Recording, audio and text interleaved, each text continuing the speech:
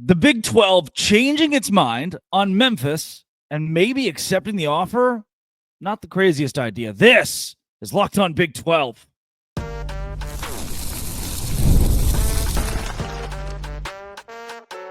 You are Locked On Big 12, your daily podcast on the Big 12 Conference. Part of the Locked On Podcast Network, your team every day.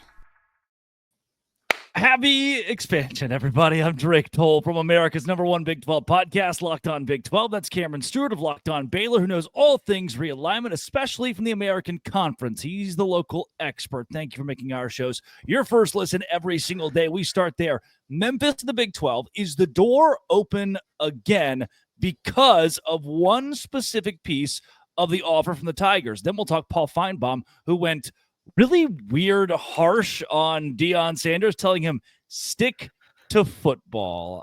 We'll get there, and also talk Jake Retzlaff to Tulane, which lose. Everyone lost. Everyone has lost in the Jake Retzlaff situation across the board, and him going to Tulane is not good for any party involved. If you hit subscribe, we get to keep our jobs.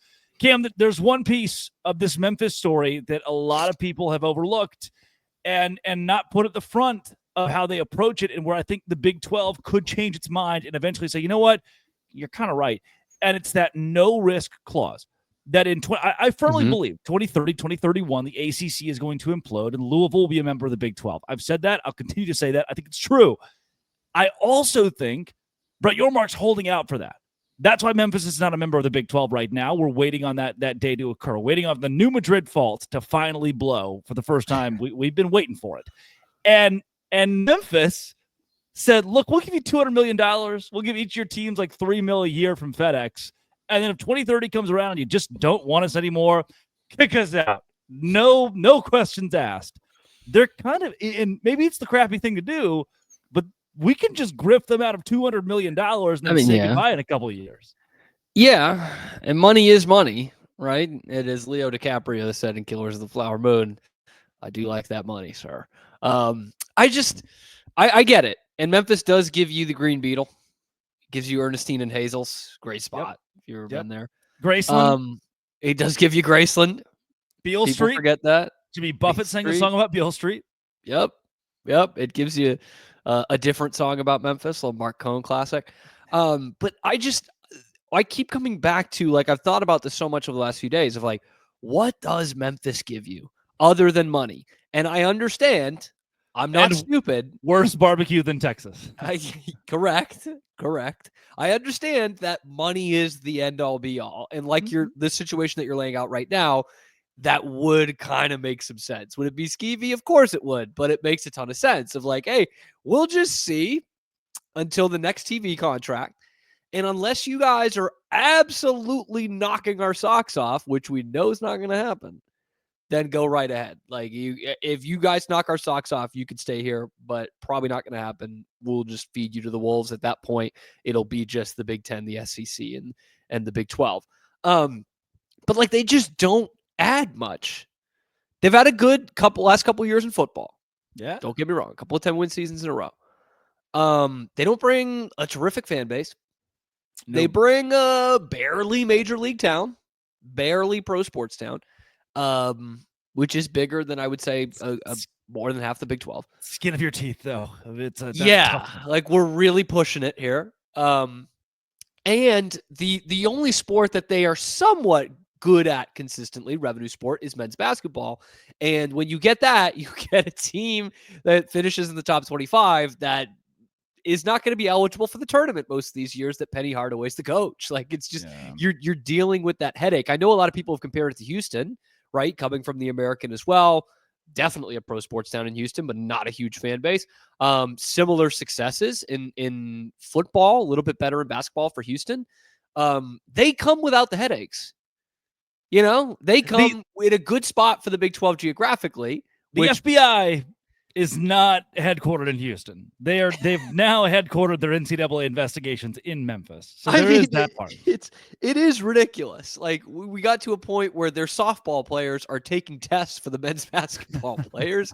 And this is like the third violation, the third different set of violations they've had in the last 5 years. And yet they don't fire Penny. They worship the ground he walks on, and they're trying to buy their way into a conference. Like, maybe this is what wakes them up, though.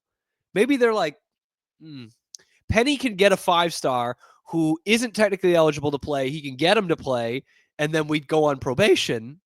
And then we don't get in another conference, even though we're offering them $150 million. Or we could just try to find another coach. We could just try to find a basketball coach. I just don't know what they bring. I don't know what they add. I was surprised at the locker stuffing. I will say I was a little surprised reading those numbers that Brett Yormark just straight up said no. It was wild that Memphis said not only will we come, so will the Home Depot or Lowe's or whatever it was. They listed all of the people and will sponsor your conference championship game.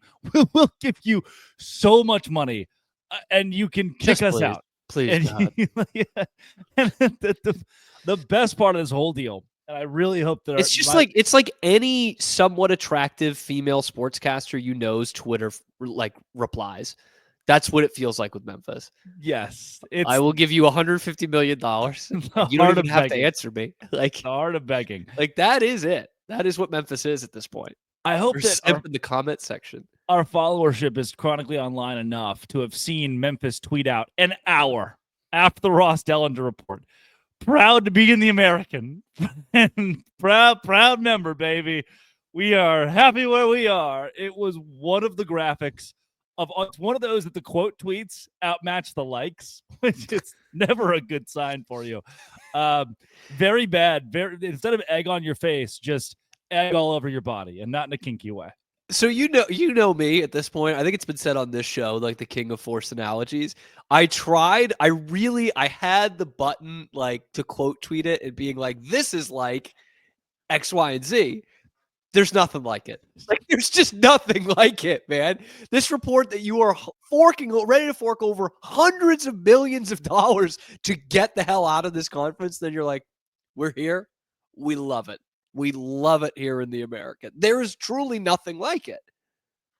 Yeah. This is like a failed cheating attempt on a spouse.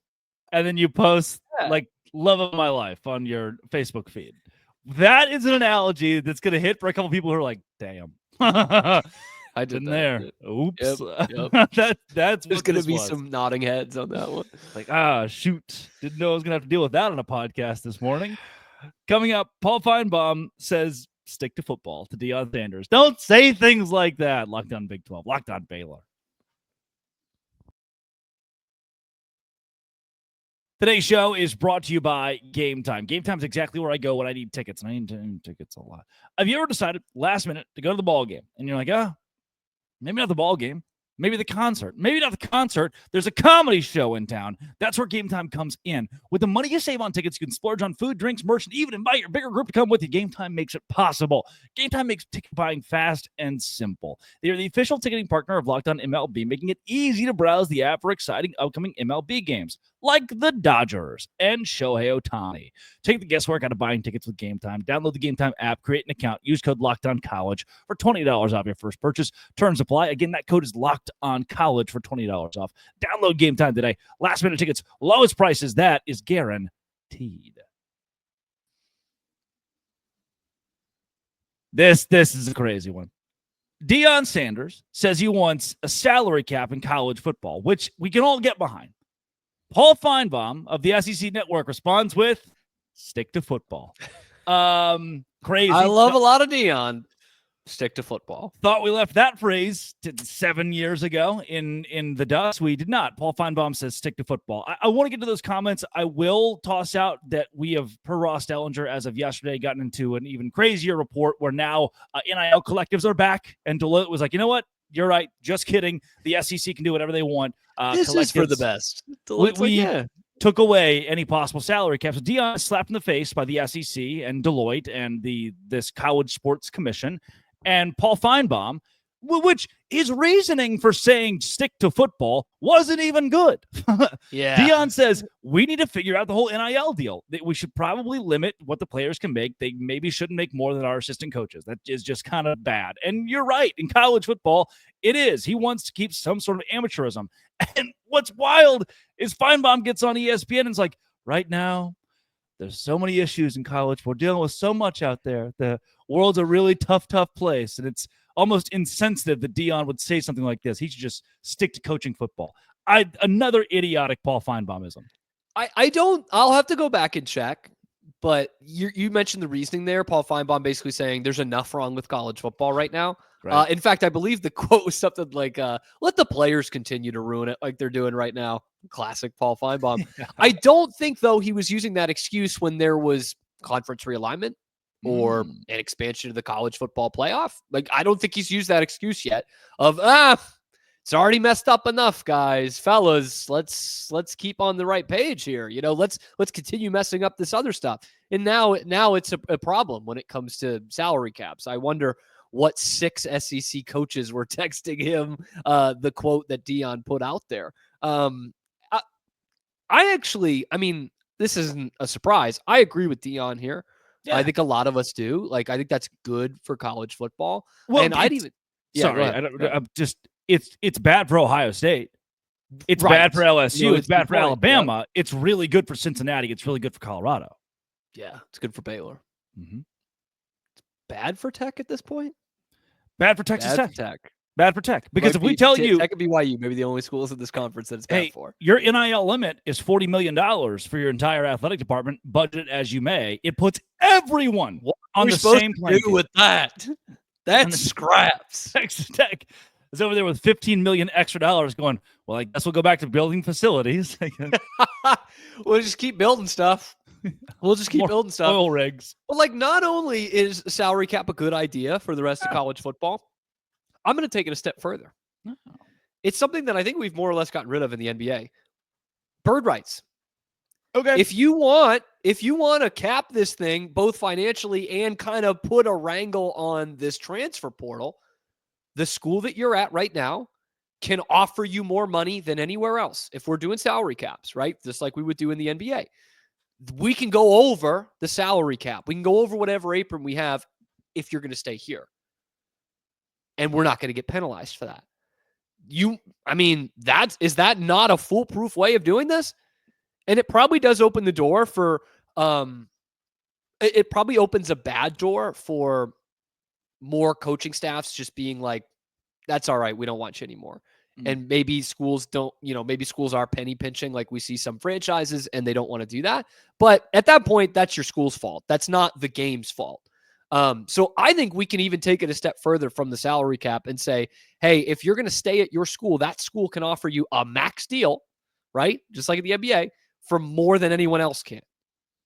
Am I making some sense here? You are. And also there's still a power dynamic. Like, Baylor can't just do that every year. They still, like, they don't have, I know it's a salary cap, but they don't have endless pockets, right? They don't have, if you have a situation like this year where you have 3 or 4 NFL guys that are going to be picked in the draft next year, like a Baylor, a TCU, and Iowa State, it's going to be pretty tough for them to keep all those guys. And that's a whole other issue, but we're already dealing with that issue just without a salary cap, without some parameters.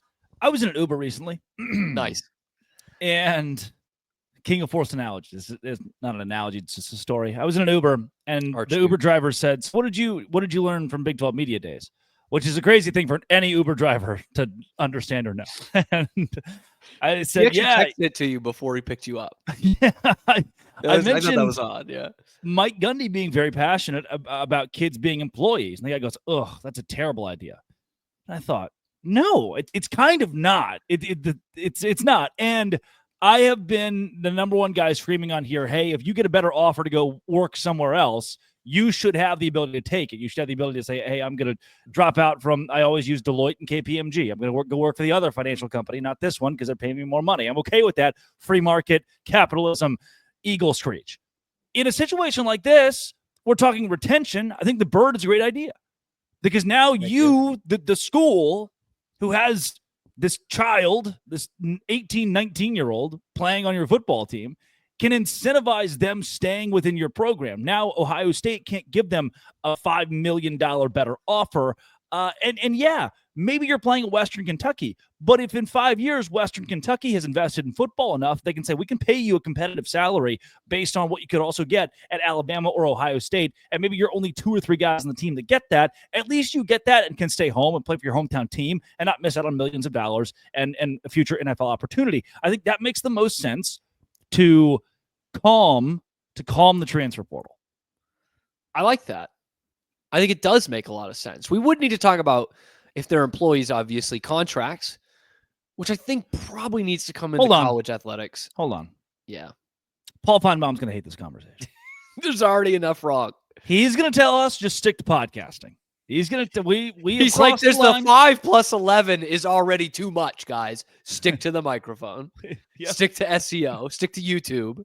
Yep. The American is rebranding its conference with the anthropomorphic eagle. Spent millions of dollars on a rebrand campaign. And how can you call them an All-American?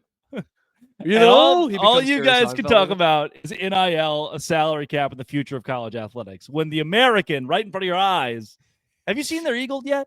I've seen it. Yeah, it's a bad You're investment. repping it right now. It's a really tough. I can just imagine what Finebaum's going to come up next, though. He's going to be like, Iowa State can't have tents on the sideline, and you guys are talking about this? Are you kidding me? Prior Big 12 approval? That's what's going on in college football right now? You want to talk about money? You want to talk about literally the biggest issue in college football right now? Deion, how about you stick to coaching? Bob Bowlesby's retiring. This is the topic today, and Bob Bowlesby's retiring. You're laughing, and Bob Bowlesby's retiring. This is another example of ESPN and really the SEC pundits. They don't even hide it at this point. But by the way, Jimbo Fisher just hired as an ACC network analyst.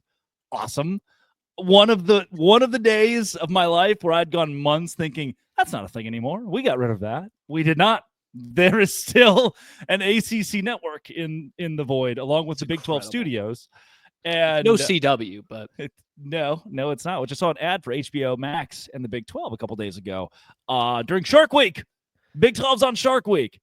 Another example of an ESPN pundit, SEC-leaning ESPN pundit, coming out against the Big 12 and telling a Big 12 coach that they should stick to football. They don't know what they're talking about, and they're wasting time. Shut up and coach.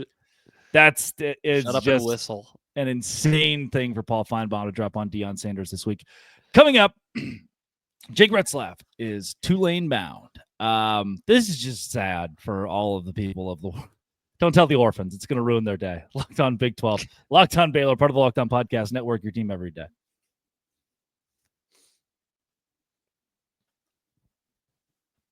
Jake Retzlaff is headed to Tulane. Best tweet. This is the best part. This is the only win that anyone got out of this, was the tweet that said from BYU to Tulane. That's good. That is good. That's good. Outside of that, I do think BYU loses overall. You lost your senior quarterback. I've mentioned 11th best in the Big 12. He's not, world beating Heisman. He's not the next Shawya Robertson, Cam Ward. You lost your senior quarterback. For Tulane, you already brought in 2 other quarterbacks who are in a battle to start, and Retzlaff isn't clearly better than either of them. They each brought in like some kind of blue chip, hey, I've got prowess in college football. If you're a BYU fan, you're like, really? Notre Dame was the first school we heard. And Tulane is the school that gets them. I think the BYU coaching staff, the Tulane coaching staff, who now have a 3 quarterback battle, and they're all kind of older guys. This just isn't good for anyone involved. And we will, I think this is the end of hearing the name Jake Retzlaff in any sort of relevance in college football again. Yeah. I mean, as sad as this is, that was the most pop he got was this summer. Like, he was a fine quarterback, but he's as big a name as he's ever been in college football. That's probably why we see Tulane coming out of the woodworks and not a Notre Dame, not a Power 4 school. Because I think the coaches are probably like, but he's like, okay, like Tulane, he's a stud, right? But we'll even see about that. In fact, it wouldn't surprise me at all if would it surprise anybody if he just has like a totally lame season? No, like he just kind of stinks. Spencer like when Greg Paulus played at Syracuse. Spencer Sanders. Remember? I remember people trying to tell me he was good. Goes from Oklahoma State, plays his final year of eligibility at Ole Miss, doesn't see the field. Plays, yeah. Doesn't see the plays in quotation. Who? Oh shoot, Alan Bowman. another Oklahoma State legend, goes to Michigan. Michigan. 2 years as an assistant coach. He's effectively on the stage. He's the old guy coaching the quarterbacks for Michigan when they play in the national championship. And then he's like, you know what? I'll somehow have 2 more years to go to Oklahoma State. Real quick, is that kind of the craziest career arc we've ever seen for a college football quarterback? He was a starter at Tech. Yeah.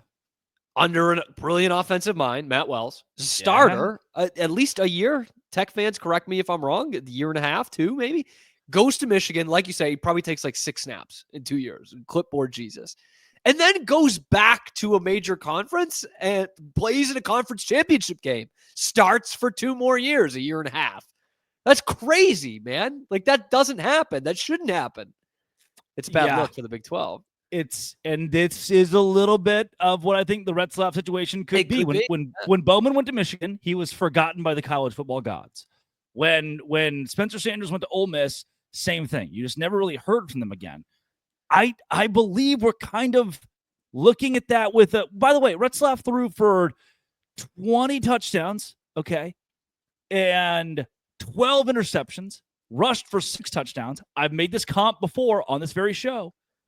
He reminds me of a certain Baylor quarterback that, again, one of those guys transfers schools. You never hear from him again. Sugar Bowl champion Gary Bohannon, who honestly threw less interceptions than Jake Retzlaff. Protected the ball better, yeah. Mm-hmm. He reminds me a little bit of Charlie Brewer, too. Not as good. But, this is destined to be irrelevance. And, like, Gary Bohannon did play at USF, but it was USF. Like, I forgot about that move. This is Tulane. Like, you know what I mean? It's like... and the reason I say that, because some people are like, oh, Corey, he's good enough to start. I know BYU fans are still rooting for him. Sure, yeah. Happy to root for the kid. Sucky situation across the board. It's really tough. But he's there with Brendan Sullivan, who spent his last 2 years at Iowa. Iowa at Northwestern. There, he threw for 1,800 yards, 13 touchdowns, 8 interceptions, 7 rushing touchdowns, which at Iowa, in that offense, you've got to double it. Yes. You know? Yes. So they're vaguely comparable numbers if you play that little weird algorithm game that I'm playing here. But he's not walking into a locker room where he can start day one. He's going to have to compete against another Power 4 guy. And that's the other thing. It's not even a big school. It's a Tulane. Like, that's the other thing. It's July, right? So he comes in there, and it's not, like you say, it's not just, okay, here's our guy. Brendan, thank you, whatever. But we've got our guy in Jake Retzlaff, the way it would be if you got a kid in January. It's July, man. Like, you didn't do any of spring football. He's not going to start right away. It would be something miraculous if he does start right away. Boy, what a program, Tulane. Can I give you another? I know I keep interjecting with this is one of those. Give it, bring it. Guys named football players segments, but it's truly what we got a couple more minutes to the finish line. This is Shehan Jayaracha writes for CBS Sports. First line of the article: Tulane needed a quarterback, which I don't agree with. Actually, they did not really. They actually had a couple of options on the roster. He says Jake Retzlaff was the best on the market. Then goes into this. Best on the market in July. Yeah. Insane. This is again from Jayaracha of CBS Sports. The Green Wave lost their quarterback. Listen, you're going to go crazy over this. This is nuts to me.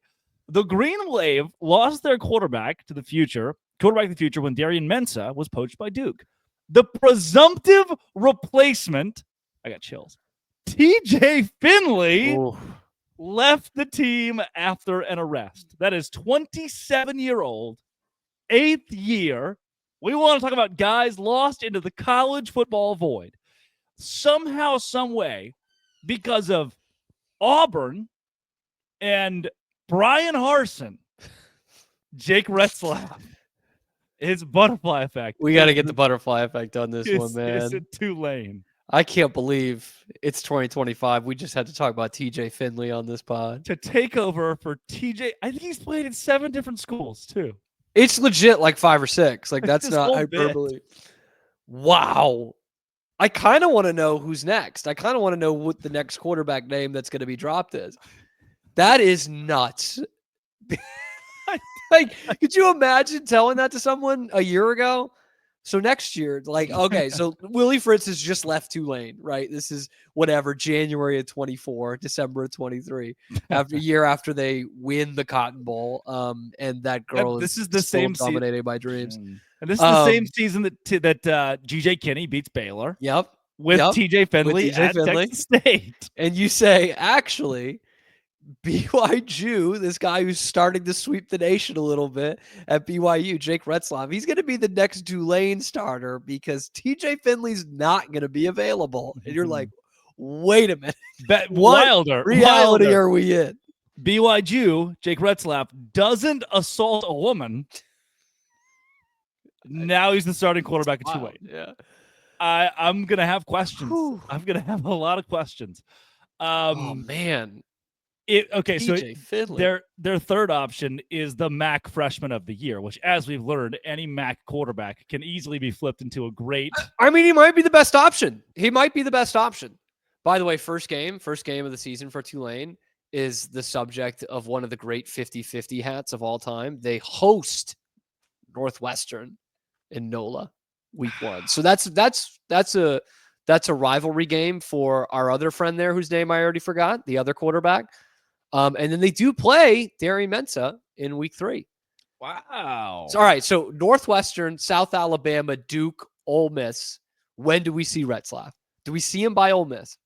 And because Jake Retzlaff versus Spencer Sanders at Ole Miss, week 4. Because Hugh Freeze used a university phone to call a lady of the night and then blamed it on Houston Nutt and said, no, it was him.